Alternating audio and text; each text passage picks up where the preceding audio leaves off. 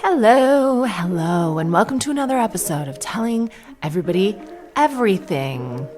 Should we all be on OnlyFans? Should we all be on OnlyFans? Because I saw this week, or over the bank holiday weekend, which I'm sure was as punishing for you as it was for me, having lots of small children at home for an extra day. Shannon Elizabeth, who you will remember mostly from the American Pie movie franchise, but she's done some other things. I really enjoyed her on Punk'd. She's just like a beautiful, talented, nice actress, but we haven't heard from her in a little while. Shannon Elizabeth. Look up Shannon Elizabeth if you're not sure, if you have a second. She's just like the most beautiful woman when I was, how old were we when American Pie came out? Were we still in high school? Like 18? I don't know. She was the exchange student who had a nude scene and had this perfect body. So she has come out publicly to say that she, in 1 week, has made over $1 million on OnlyFans. Her first week on OnlyFans, $1 million. And I don't think it takes that many followers for a sexy celebrity of that echelon to achieve that. I think she had maybe like, I don't know, 100,000, 300,000 subscribers. I don't really know how OnlyFans works, except to say that there are lots of platforms like OnlyFans. It's the most popular one, maybe. People can subscribe to view your content for free, but then there are extra layers that are subscription like based, or like they're behind a paywall. And I think creators set their own amounts for a subscription, and then you can also pay extra to send or receive messages. I'm not really sure. You can send tips. I do seem like I know a lot about it for someone who's not sure, and I'll tell you why. That is because I had a friend on OnlyFans, and we had a group chat that wanted to see her content. It's okay for me to tell you because she doesn't listen to the podcast. She's not really in touch like at all with what's going on in the world. But I made a profile under the name Ron Mexico, which is my alias. And Ron Mexico subscribed to her on OnlyFans. And I paid for it for a while just to see what she was posting on there.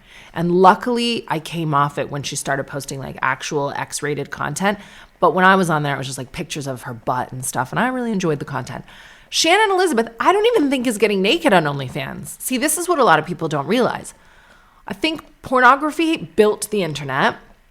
Sex work is obviously very popular on there, but you don't have to be naked on OnlyFans to turn a profit. There is a wonderful actress and comedian called Jessie Cave, and I admire her a lot. One of the many things I admire about her, in addition to her attachment parenting style, her candor, her wit, her like comedy content, her podcast that she does with Sarah Barron, her podcast that she does with her husband, Alfie Brown, or maybe they're just engaged, is her hair. She's got the most beautiful, long, luscious, like unicorn princess hair. And during or shortly after lockdown, she decided to be like, I'm going to do an OnlyFans for my hair. And there's nothing sexual. I mean, I will say that hair is sexual to someone. I read an article about it, maybe in The Observer or The Guardian, where I think people were requesting that she like rub yogurt through her hair, or she like dip it into like catch up really slow. I don't know. Seems like someone's getting off on that somewhere. But like that on the surface is not sex work, but people are paying to see that hair. And Shannon Elizabeth, she is sexy. I think a lot of the photos she puts on there are suggestive, but she's not doing sex work, and she made $1 million in a week. I think also what's dangerous, and apologies if you can hear my breast pumps in the background, as ever. I mean, I should have some type of breast milk OnlyFans. I'm turning them up. But here's why I don't. Is that I think it unfortunately still does have a stigma where, well, the reason is twofold. Where if you do OnlyFans, it's presumed to be like lowbrow or sexual, and it might prevent you from getting mainstream work in the future, I think. I think OnlyFans can be a hurdle, and I'll be honest, I like doing commercial work. I love it. I like when I get a brand deal. I like doing adverts. If I'm like aligned with the company organically, I wouldn't do something I really didn't believe in, obviously. I wouldn't try to sell you something that I thought was bad, obviously. But like, I'm a consumer. I like when people sell me stuff that they like. I'm interested.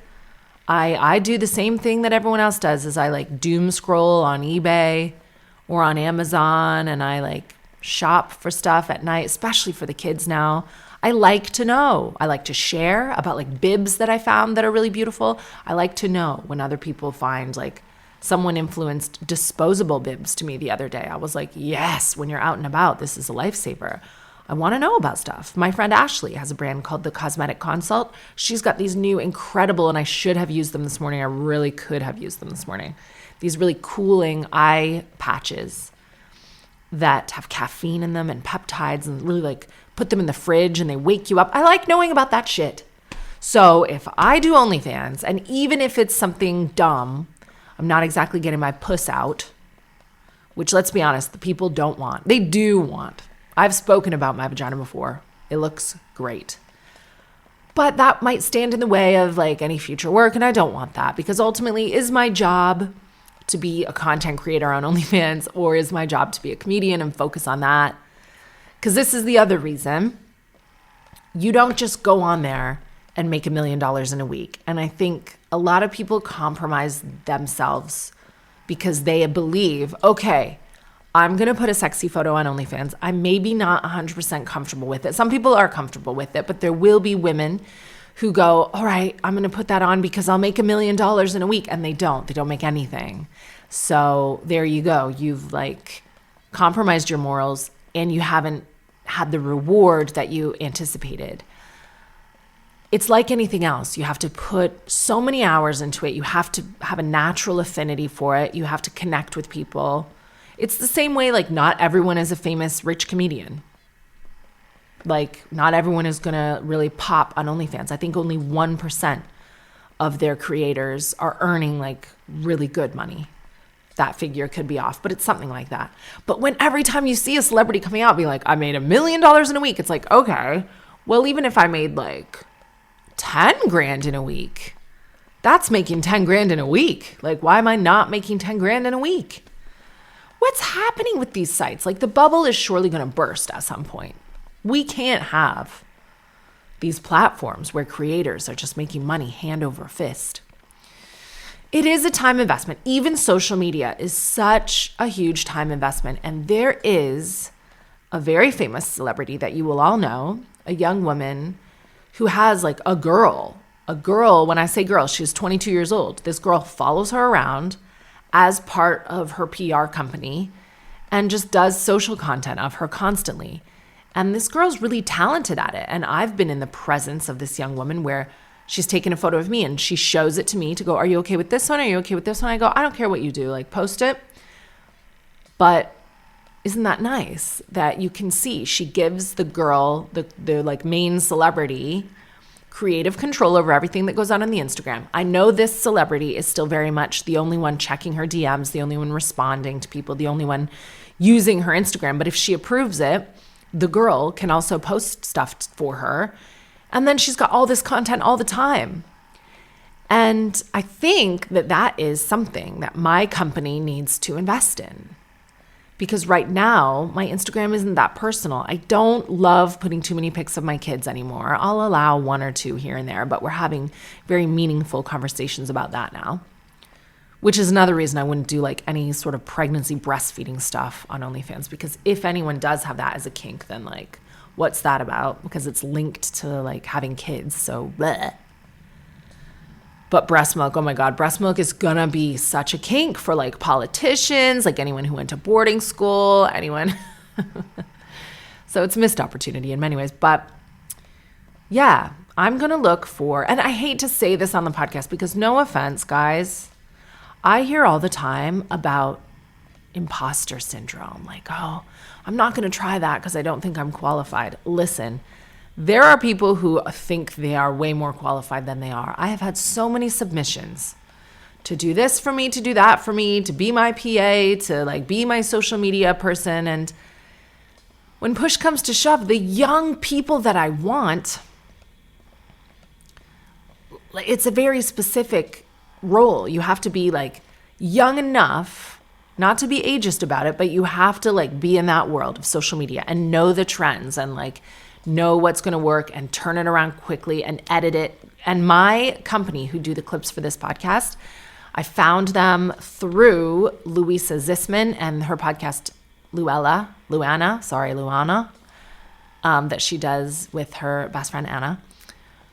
I found them. They're like a husband and wife duo, and they are so great at turning clips around. They are so responsive.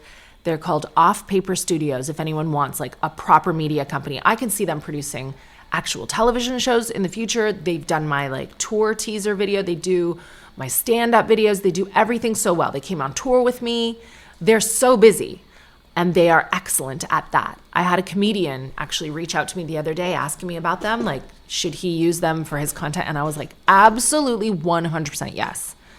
The value is great. They're really reasonably priced. Like, I cannot recommend Off Paper Studios enough for like any type of high-level content creation. But in addition to them, who are already busy, I just need a little girl with a phone day to day to like follow me around and help with this content. And you might be thinking to yourself, Katherine, you do have a little girl with a phone.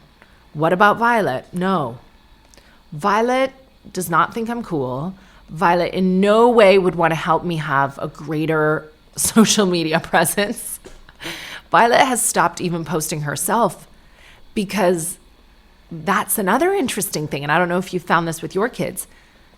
I'm just the right age for socials because I'm like the last year, 1983. Bobby was saying the other day, and it's true, we understand technology.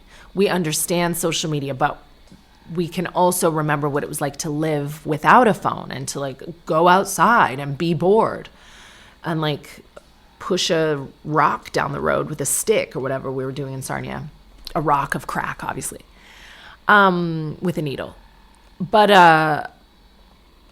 that age group below us are great at it. They just like innately know. They can tell straight away if a video is AI or not. They know all this like special stuff that we don't, and they don't even have to learn it. And then a little bit younger than them, mercifully, they're coming off social media a bit. So Violet's generation, they're not interested at all in Instagram. They'll watch TikToks, but Violet barely posts on there. And they just message each other privately on Snapchat. So they're engaged all the time, but they're doing things more privately, and I love that. Speaking of Violet, I was going to get a nice little deal. Not a freebie. I have been named recently as someone who pays small businesses, bakers, candlestick makers, whomever. If I need a birthday cake, I ask for it and I pay for it, and then I do share it on social. The lady who has made a lot of cakes for my children blew up a couple weeks ago for calling out a Made in Chelsea person who asked for a free cake. And even I am very, very transparent. I share a lot and I'm very inappropriate at times. But even I was like, girl, pull it back. Like, she called out this influencer in a way that was wild. And dare I say messy. I was like, oh my gosh, you don't have to put her on blast like quite that badly.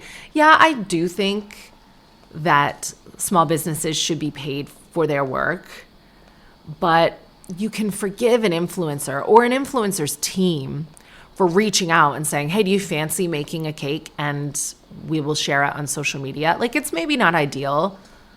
And I know that like exposure doesn't pay the mortgage. So like everyone's right in this situation, but to put her name and like to put the email on blast, I was like, wow, thank God I paid this cake lady. But in that video, she mentioned me as having paid her. So I was like, God damn it. Whew. Anyway, I was going to get a little discount though. Sometimes I do get a little press discount and I'm grateful for it because I make great recommendations when I like something. Small discounts, you know. I wanted to get a discount on a car wrap for Violet because she would like to wrap her new car it's not new, her used car that she is getting for her 17th birthday in a color that I cannot reveal on here because Violet made a great point. She said, you can't get my car wrapped for any kind of discount because you can never put it on social media because I don't want to be driving around London and have people like know that that's my car. And I thought, oh God, you are absolutely right. I need to pay like full price and more for this car wrap and need to keep it under wraps, totally secret. And so she's definitely not the person to increase my profile, but she is very smart when it comes to like privacy. And I need to take her lead on like even the kids. What did I post the other day? I said, I posted something. Oh, I just posted the breast milk. That's what it was. There wasn't even a child in the photo. And Violet was like, that's disgusting. Someone has a kink for that. You keep your baby's breast milk to your fucking self. And I was like, good God. Good God, woman, you're right. Bobby went with Violet to choose her car. And it was supposed to be a surprise, but like I ran into so much trouble because I am dumb. I am dumb. And when we come back, I'm going to talk to you about tax breaks, about young drivers, and what kind of car you're allowed and not allowed to buy for them. Violet is impossible to buy for because anything she wants, like makeup or clothes, she'll just purchase for herself throughout the year. That girl has entirely too much money. And as they get older, you'll know that kids want big ticket items like a laptop, and she has that stuff. You can really only buy that like once, unless you're the kind of family who gets a new laptop every year or a new phone. I don't know, but we're actually not.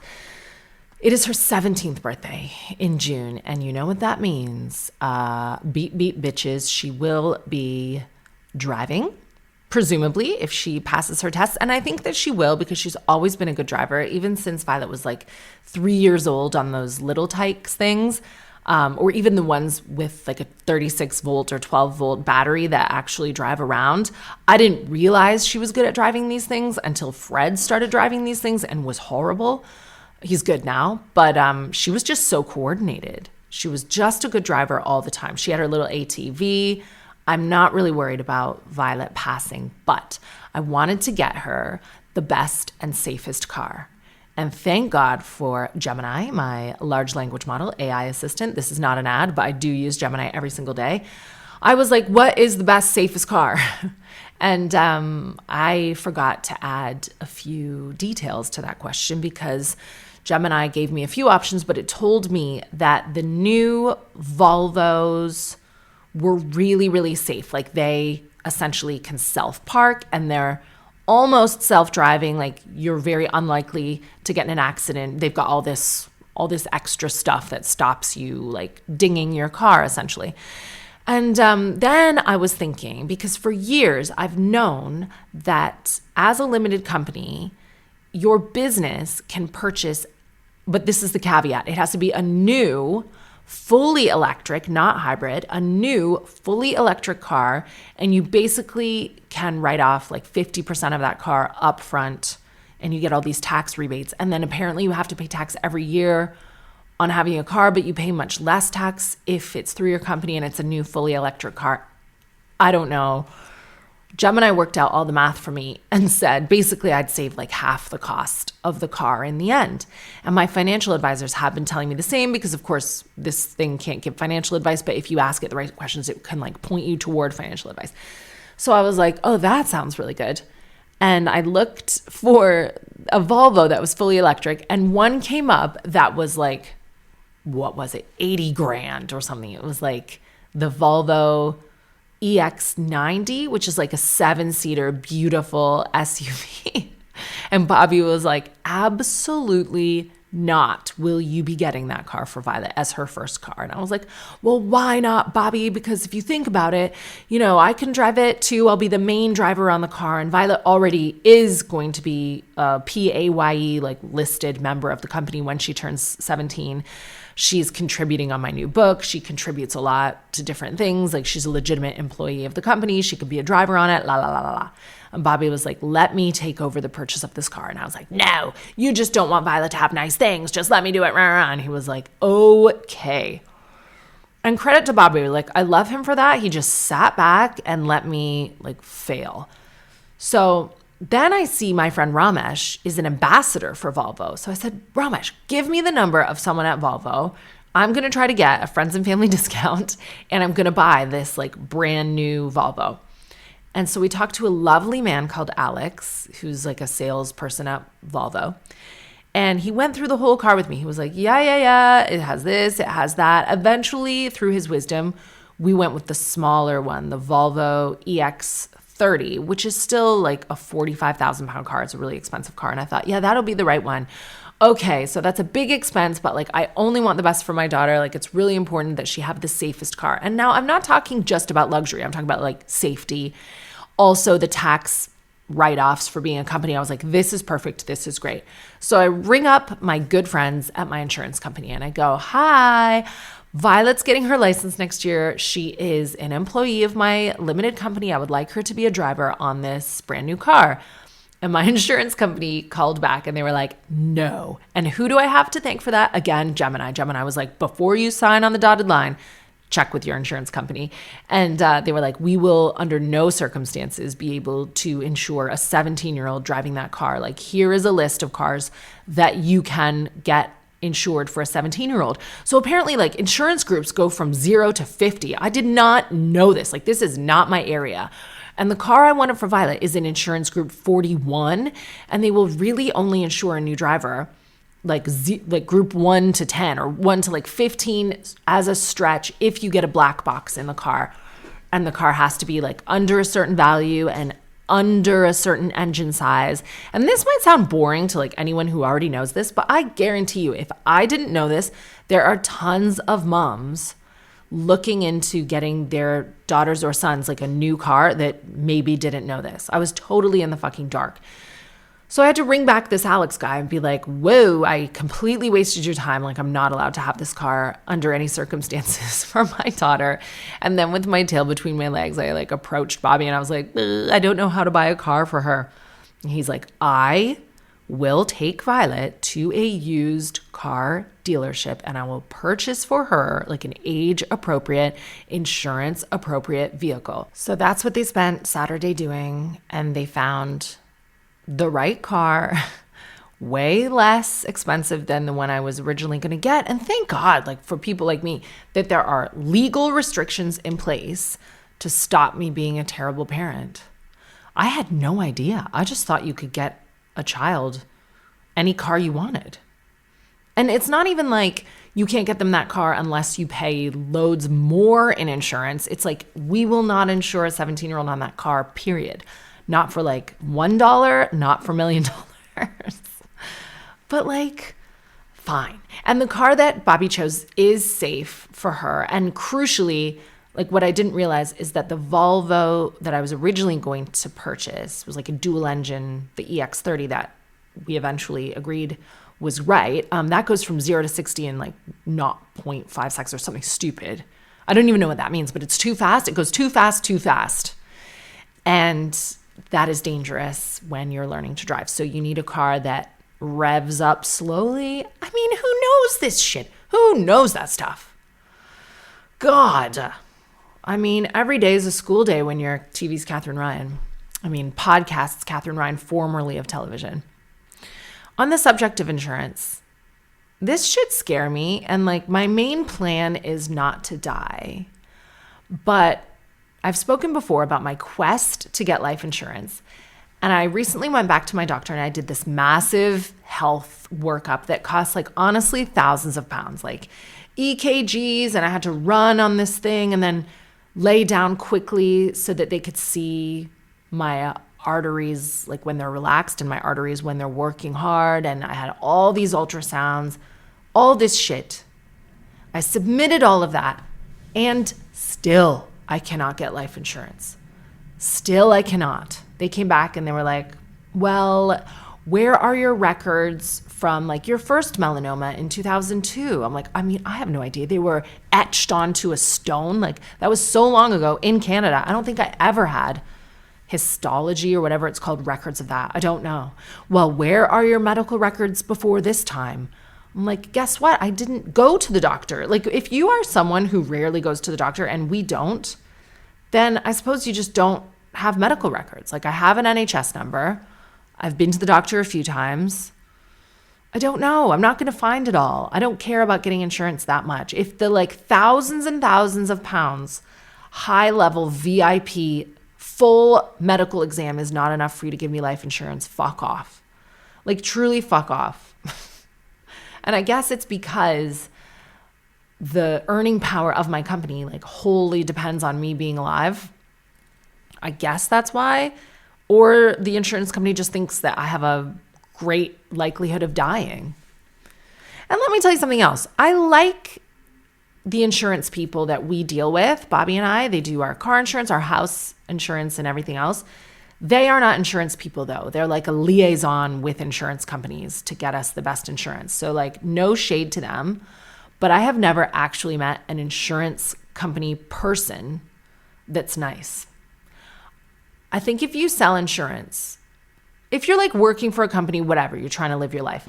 But if you like are the company, you must be inherently pure evil because you only get paid by like not giving people money when something really bad happens to them. So I don't like it and I've given up. And so if anyone's thinking of killing me for insurance money, Bobby, good luck because I just can't get it. I'll never have life insurance. Okay, I think we should delve into the emails early in today's podcast. And then people really hate when I do any Joan Rivers Fashion Police. They think it's mean. And so later on in the podcast, I think we should talk about some of the Met Gala looks from last night. Just really double down on it. We'll play GAGworthy or SLAGworthy. But first, let's see what's in the emails.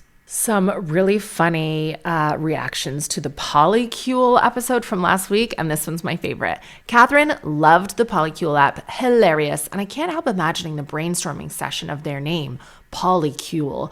Okay, fellow members, what do we call ourselves? Well, Norman, it sounds like a cult for poly people. Let's call it the Poly Cult. Norman, I love it. We can't openly call it a cult, though. Some woman at the table. What if we drop the T, make it an E? Sounds sciencey like molecule. Mom, you're a genius. Love it. Gotta go. Late for Burning Man. Love it, Sarah. LOL. And by the way, if you ever want to write me an email, if you're reacting to something you heard on the podcast, if you have a question, if you'd like some advice from me or from other listeners, it's telling everybody everything at gmail.com. Here's a new one called The Curse of Moana Lisa. My husband and I, early 40s, need your advice. We've lived in our semi-detached home for 15 years and had the same neighbors in their early 50s the whole time. They were always quiet. We got on great, though we were always closer to her than to him. However, after what we subsequently found out had been a 5-year period of no intimacy and living as roommates, they split after her infidelity was exposed on a live feed from home security cameras, not all of which she was aware even existed while he was away. She moved out earlier this year, and after a short time, he had a new woman in his life who visits every weekend. We have dubbed her the Moana Lisa due to her extremely loud appreciation of his sexual prowess. I'm talking wails, screams, groans, shouts, panting, and all types of holleration. Oh, Mona Lisa. But like moaning. But I live in a house where we watch Disney's Moana a lot, so I thought it was the Moana Lisa, which would have been even better. Because Moana, she's a strong character. She's a strong character, and I was thinking, is this a racist nickname? Is he dating like an indigenous woman and you've called her the Moana? But no, Mona Lisa.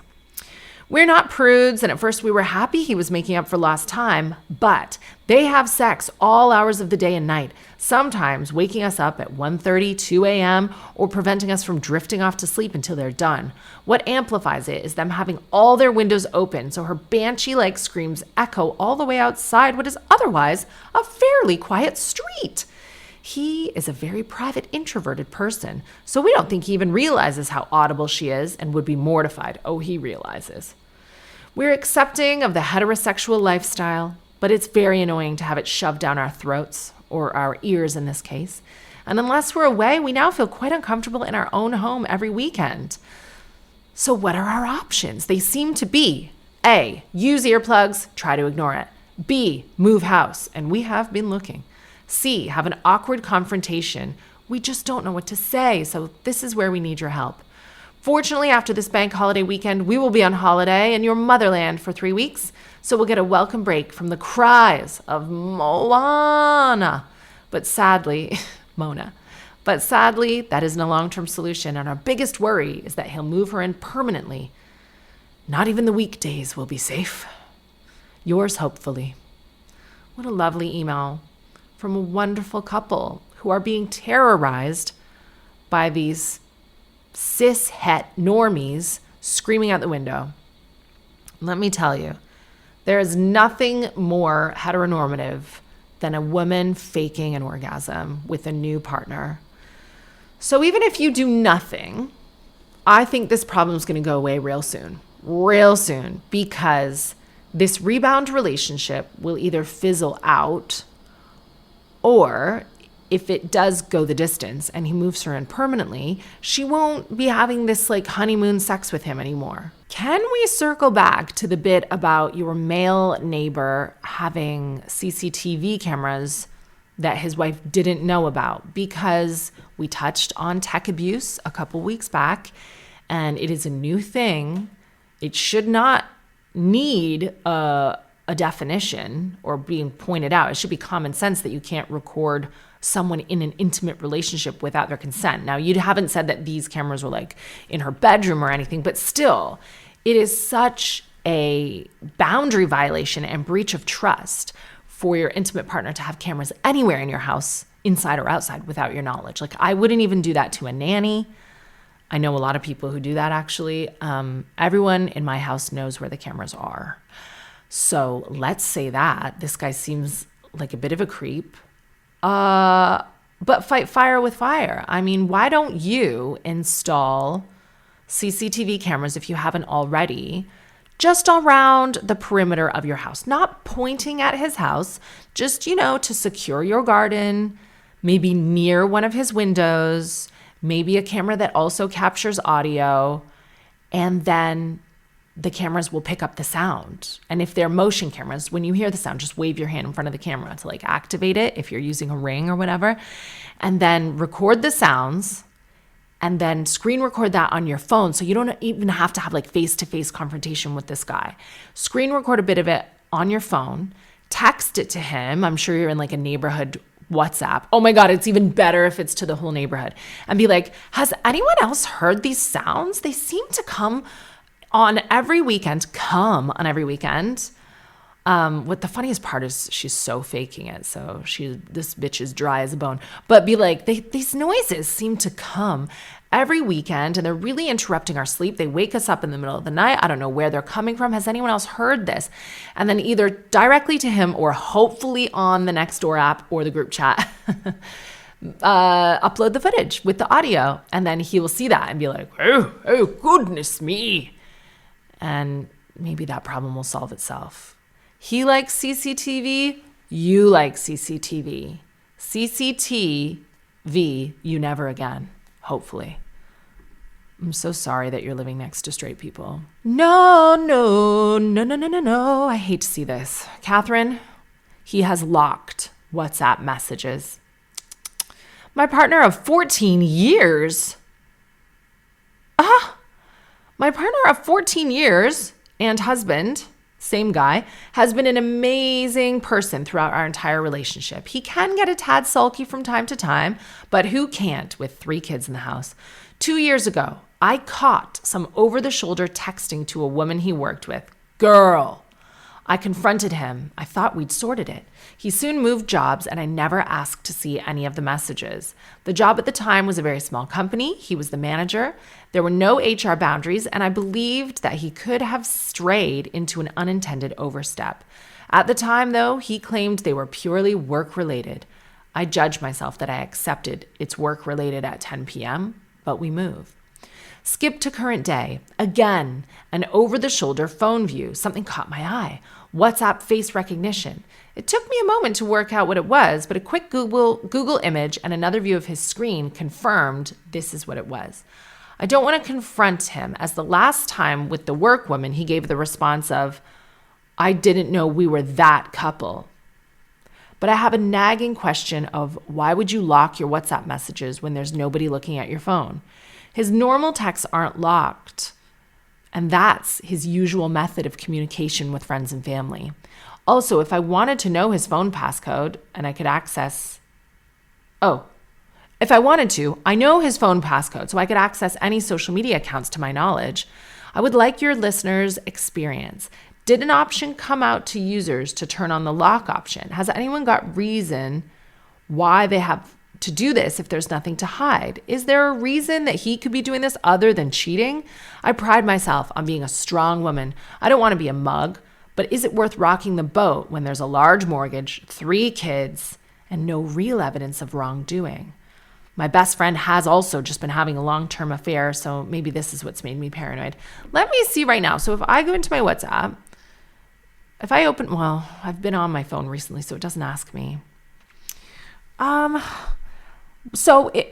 If he was opening his phone for the first time, it might require facial recognition, right? But if he was just going into his WhatsApp and that alone, guys, you're going to think I'm constantly doing an ad for Gemini, and I do ads for Gemini, but I just ask it a lot of things too. Why would a husband have facial recognition to unlock his WhatsApp? ? Does everyone have this as a default, or do you have to implement it after downloading the app? I'm going to find out. It says, God, even Gemini's embarrassed. Okay. Facial recognition on WhatsApp is not a default setting. Babe.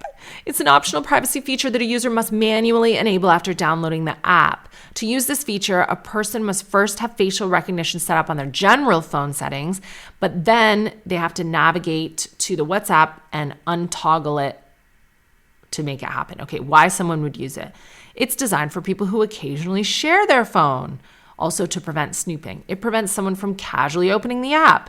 Privacy and notifications. When the app is locked, the content of new message notifications is hidden from the lock screen. These are all bad.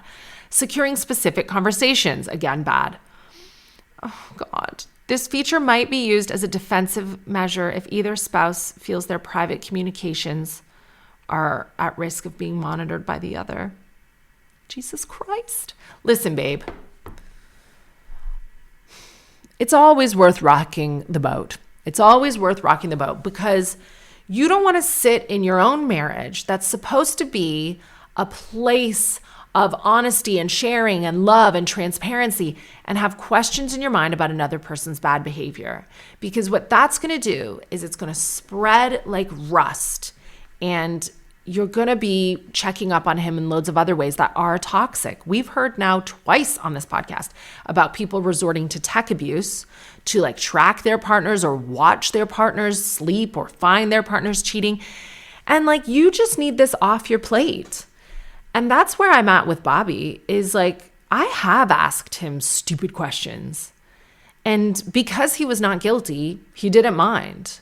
And I didn't do it in a crazy way or like a bunny boiler way or a sneaky way. I was just like, I want to get this off my plate and I'm going to ask you this question outright because I'm like nearly autistic. And if I feel a way, I will just say it out loud. And, you know, it makes for a very easy breezy life. And I think Bobby appreciates it too because there's no like guesswork. There's nothing like hiding under the surface in our marriage.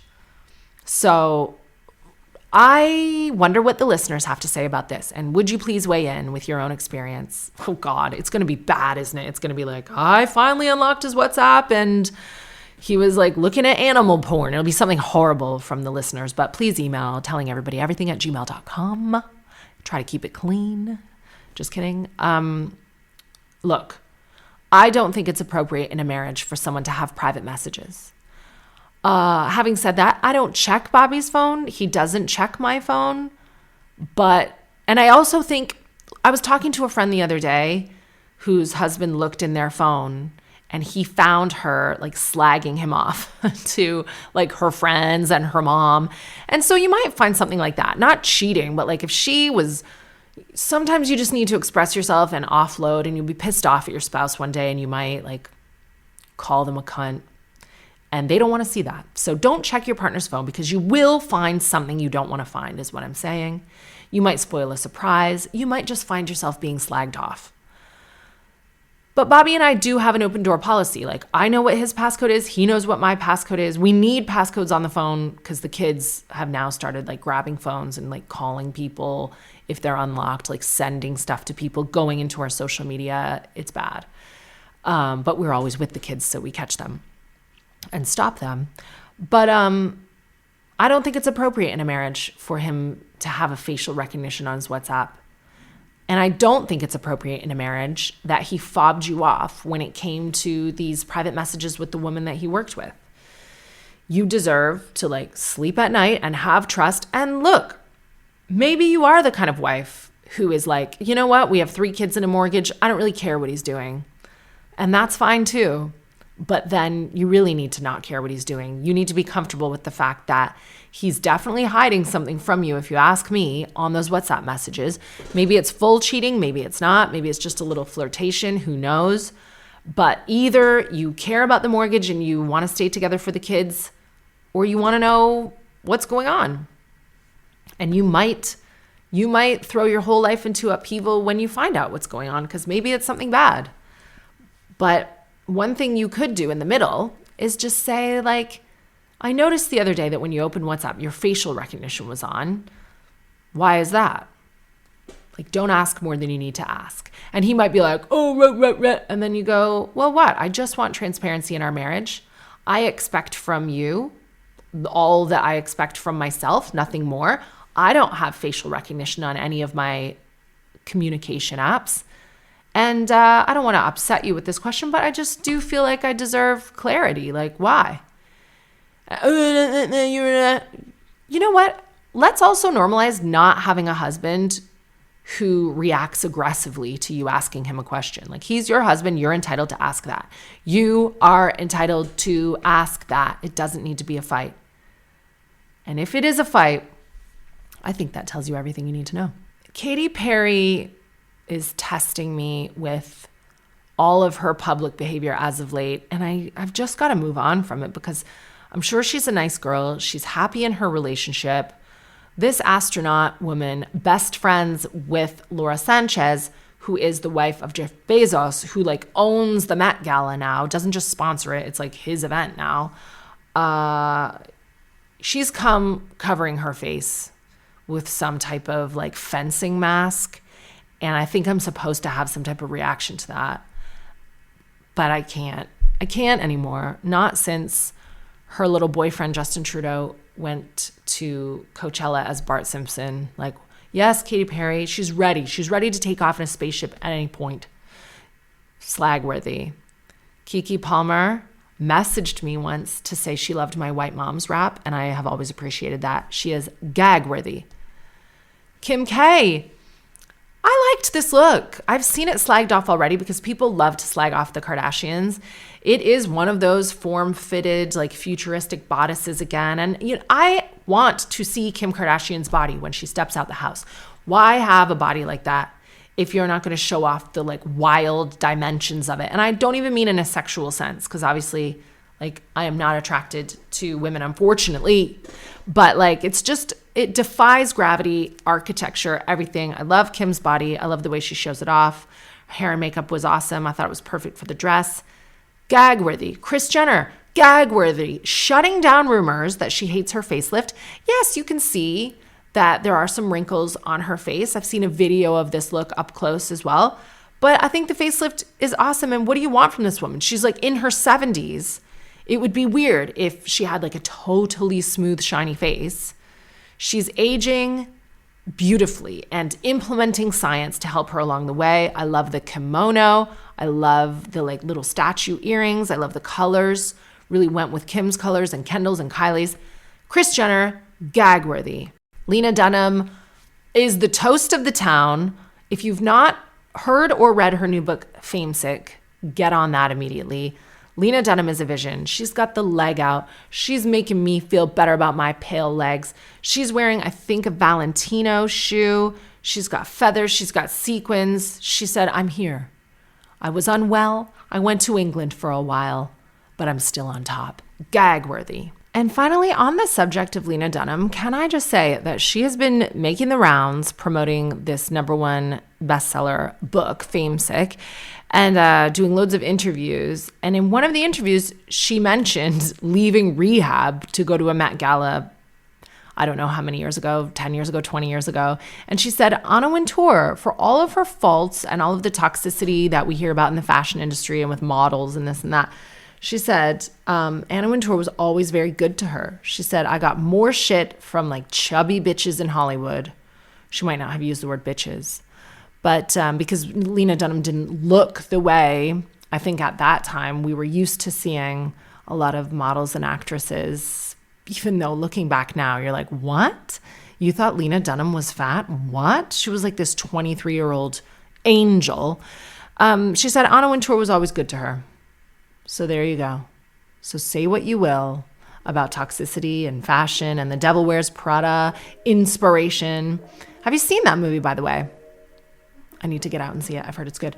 All right. Thank you so much for listening to another episode of Telling Everybody Everything. My book, Firstborn Daughter, is coming out in the autumn, but it's really good for authors if you want to support them to pre-order that book. So pre-order Firstborn Daughter anytime you feel like doing so. I think if you do that on Waterstones, they have like signed copies or they have a little bonus. That would be great. There's also going to be an audiobook, of course, that we're really excited about.